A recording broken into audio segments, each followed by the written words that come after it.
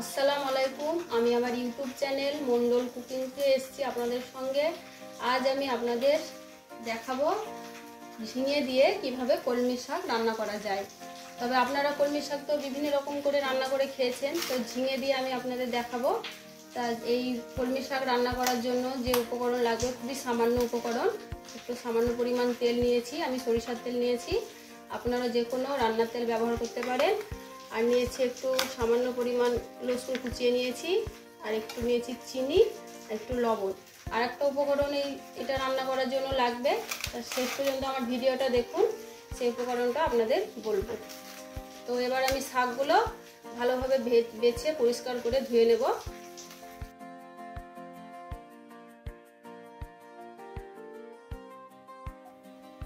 দেখুন শাকটা আমি পরিষ্কার করে ভালোভাবে ধুয়ে নিয়েছি। একটু আমি বড় টুকরো করে কেটেছি, খুব ছোট টুকরো করে কাটার প্রয়োজন নেই। এবার আমি শাকটা একটা হাঁড়ির মধ্যে দিয়ে দেবো।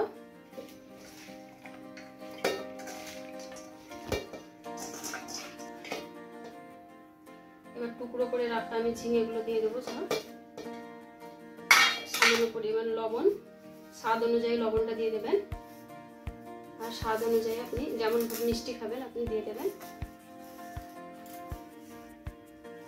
এবার আমি সামান্য পরিমাণ একটু পানি দিয়ে দিলাম, দিয়ে এটা এবার গ্যাসের ওভেনটা জ্বালিয়ে আমি এটা চাপিয়ে দেব।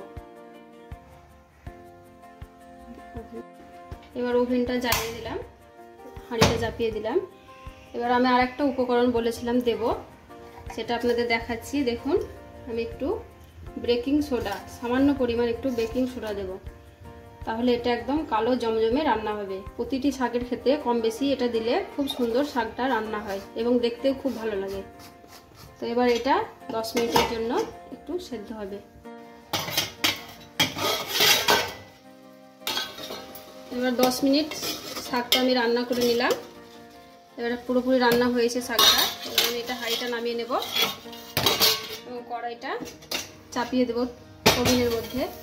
এটাতে যে আমি রসুনটা রেখেছিলাম সেটা ফোড়ন দিয়ে দেবো। তো প্রথমে আমি তেলটা দিয়ে দেবো।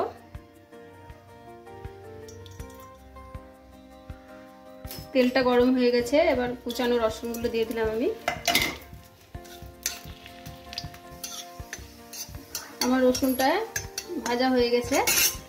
এবার শাকটা চাপিয়ে আমি রসুনের ফোড়নটা শাকের মধ্যে দিয়ে দেবো। এবারে কিছুক্ষণ নাড়াচাড়া করে দেবো। এবার আমার শাক রান্নাটা পুরোপুরি হয়ে গেছে। দেখুন এমনিভাবে এখানে একটু ইয়েতে করে খুন্তিতে করে দেবেন। এবার আমি ওভেনটা বন্ধ করে দেবো এবং হাঁড়িটা নামিয়ে নেব। এই দেখুন আমার কলমি শাক ঝিঙে দিয়ে রান্না পুরোপুরি হয়ে গেছে। এটা আমার শাক রান্নার ফাইনাল লুক। আপনারা এরকমভাবে ঝিঙে দিয়ে কলমি শাক রান্না করে খাবেন এবং আমাকে কমেন্ট করে জানাবেন আমার রান্না কেমন হয়েছে, এবং কে কোথা থেকে আমার ভিডিওটা দেখছেন আমাকে কমেন্ট করে অবশ্যই জানাবেন।